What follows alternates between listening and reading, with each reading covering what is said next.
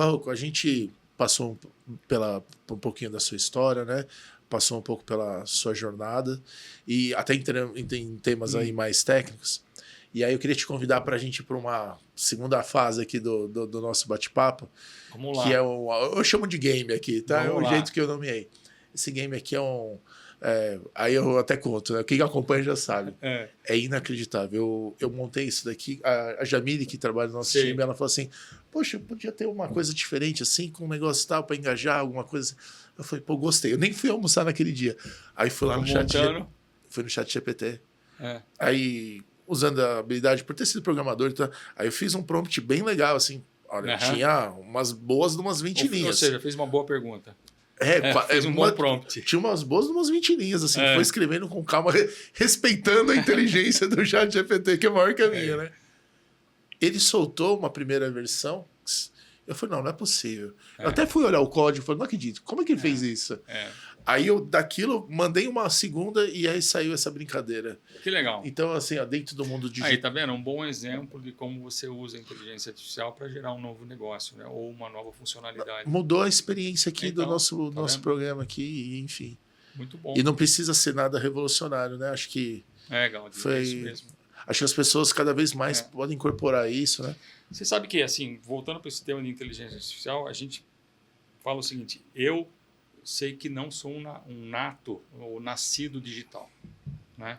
Ou seja, eu nasci antes da internet, muito antes, mas nasci antes da internet e vivi um mundo sem internet e agora vivo um mundo com internet. Tem uma nova geração que está nascendo antes da inteligência artificial, que é super recente, de certa forma, de uma forma mais democraticamente global, e tem um pessoal que já vai nascer com inteligência artificial.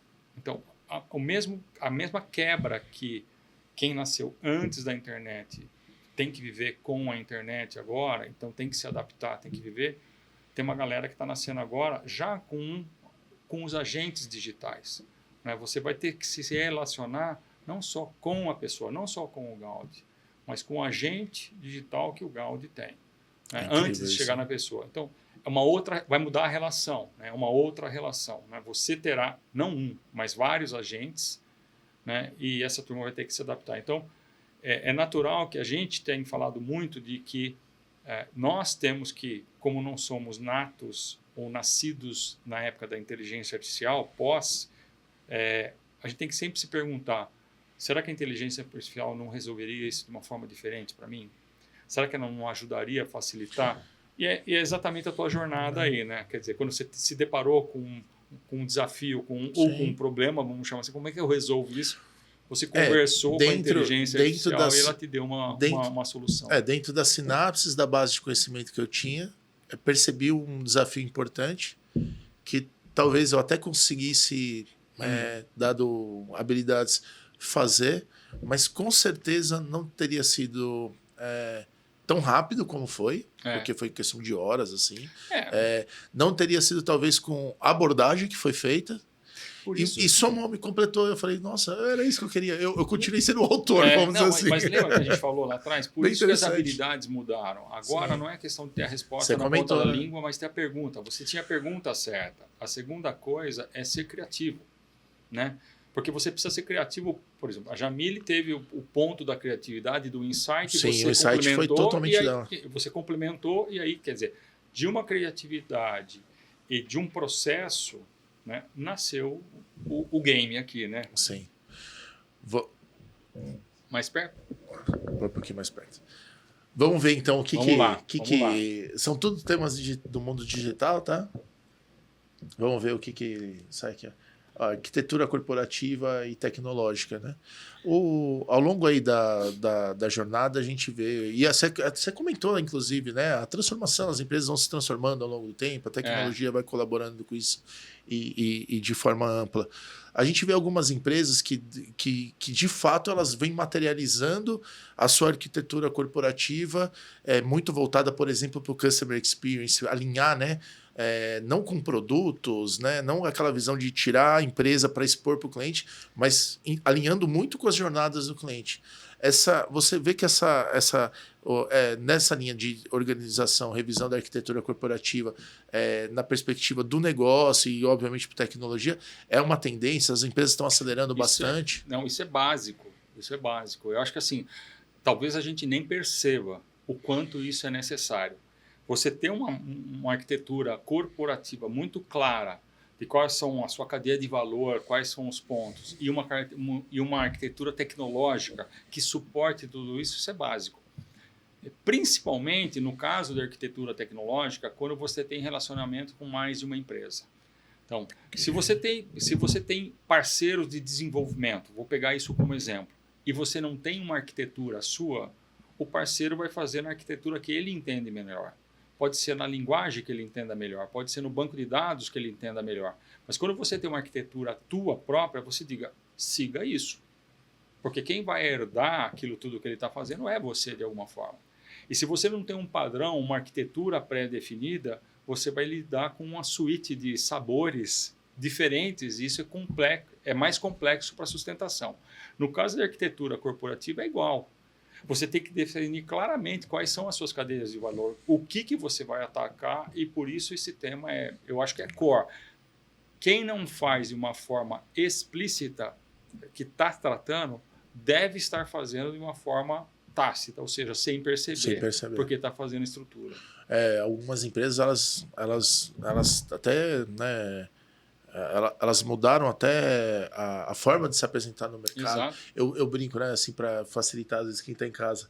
Normalmente você tem algumas empresas hoje que tem a área de vamos colocar um nome mais assim bonitinho, mas assim, encantamento do cliente. Mas por que chama encantamento do cliente? O que tem nessa área? Nossa, tem um monte de coisa, tem 2 diretores, gestor, tem a parte do jurídico, tem o pessoal de marketing, está tudo ali. Ou seja, não são áreas, mas você tem uma área multidisciplinar já materializando. Bem interessante essa... Não, assim, para o varejo, em especial, para outras indústrias também, cada um tem que identificar o seu, mas para o varejo é essencial você genuinamente ter o cliente no centro. Porque falar de cliente no centro já virou um bordão, vamos dizer assim, alguma coisa que as pessoas falam... Mas se essa fala for, entre aspas, da boca para fora, não for para o coração, você não vai pensar no cliente no centro. E aí, ter o cliente no centro é pensar na jornada do cliente, é tirar o atrito do cliente, é escutar o cliente. Organizar a empresa em volta disso. Organizar a estrutura da empresa em volta disso. Ou seja, o cliente ele tem que ser... A gente tem uma frase lá, meu amigo Alex, aí, que fala muito, o cliente é soberano. Ele toma a decisão, ele decide. E hoje, no varejo, por exemplo, no mundo da omnicanalidade, até de um comércio que você tem todo tipo de letra, né? Então, social commerce, você tem o e-commerce, você tem N-commerce, né? Se você não tiver uma estrutura, uma arquitetura que provê tudo isso para que o cliente esteja no centro, porque ele decide a jornada dele. Todos nós já fizemos isso, de entrar numa loja física, a título de exemplo, olhar um produto e comprar online. A gente já fez o contrário, de olhar online, pesquisar e ir na loja física que é uma comprar. Decisão que o cliente vê da dinâmica dele. O início da jornada e o fim da jornada é ele que decide. Nós já vimos muito o caso da pessoa estar na loja física e comprar online. Né? Inspirado pelo produto que está lá, comprar online e receber na casa dele. Quer dizer, o cliente compra em casa e vai retirar na loja. Quer dizer, essa jornada, ela entre aspas, ela ficou de uma forma que o cliente que tem que decidir.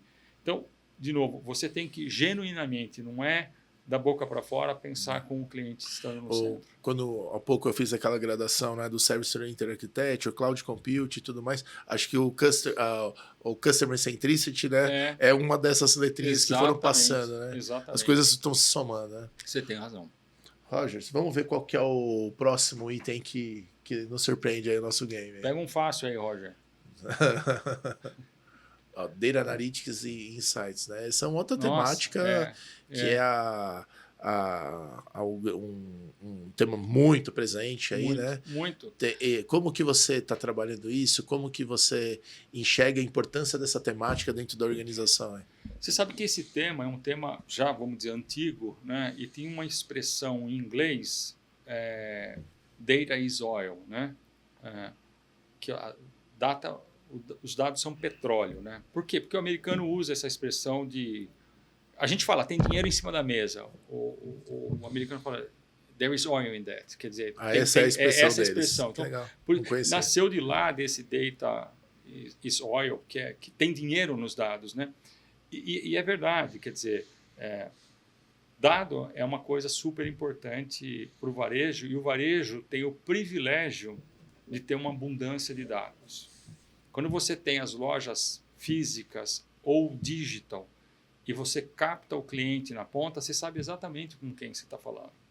Outras indústrias, por exemplo, sabem que o cliente deles, por exemplo, é a loja, mas não sabe com quem que a loja fala. Às vezes é um B2, né? B2C, por exemplo. Exato. Né? Então, assim, o varejo tem o privilégio de ter uma riqueza de dados, né? Uma riqueza de conhecimento, vários pontos de contato, a gente acabou de falar da jornada Omni, então o cliente está cadastrado no site ou ele dá a identificação dele na loja, enfim, você tira isso. E esse processo de dado, ele é super importante, mas ele tem que ser transformado em informação. Então, pelo dado, entre aspas, vale bastante, mas não vale nada. O que vale é a informação. Então, tem muita gente que brinca, né? Você tem um data lake ou você tem um data swamp, né? Que é um pântano de dados. Né? Então, assim, a hora que você qualquer porcaria está lá. Né? Então, quando você tem um data lake e você começa a explorar isso com analytics e insights, né? Você começa a chegar num nível até da hiperpersonalização.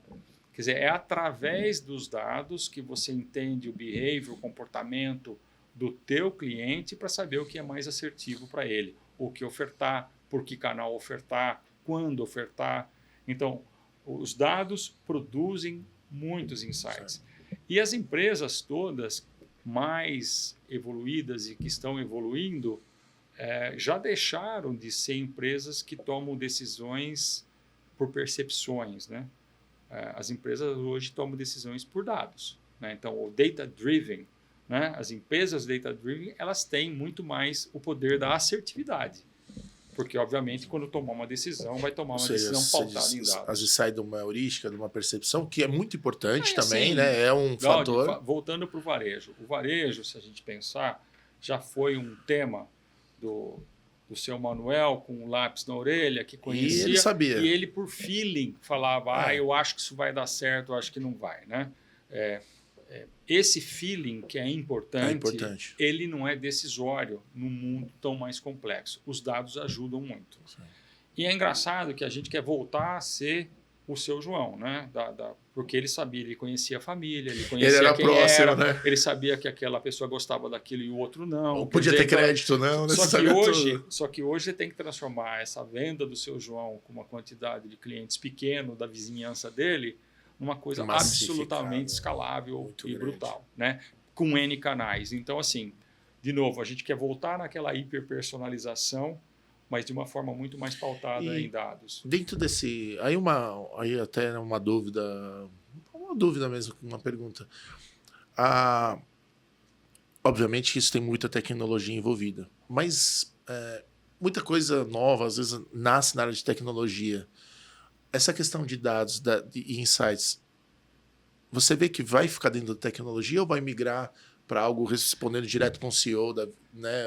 Ou para uma estrutura cross? Em algumas empresas já migrou. Já migrou, okay. Né? Assim, em algumas empresas existem áreas específicas que têm tudo isso, né? Inclusive muito próximas do marketing, às vezes, é o tal do Martech. Então, quando você fala de personalização, então tem todo esse trabalho. Em algumas empresas ainda está entre as, vamos dizer, dividido. Uma parte mais estruturante de carga da informação continua na tecnologia, mas tem uma outra área que explora com engenharia de dados para prover insights, para prover conclusões. Às vezes, isso pode ser híbrido. Então, assim, aqui entre nós, o modelo, eu acho que ele tem que ser muito mais adaptado para a companhia em si. O que não é questionável é que as decisões têm que ser pausadas em dados, né? Então, isso aí, como é que está estruturado, é o sabor de cada companhia.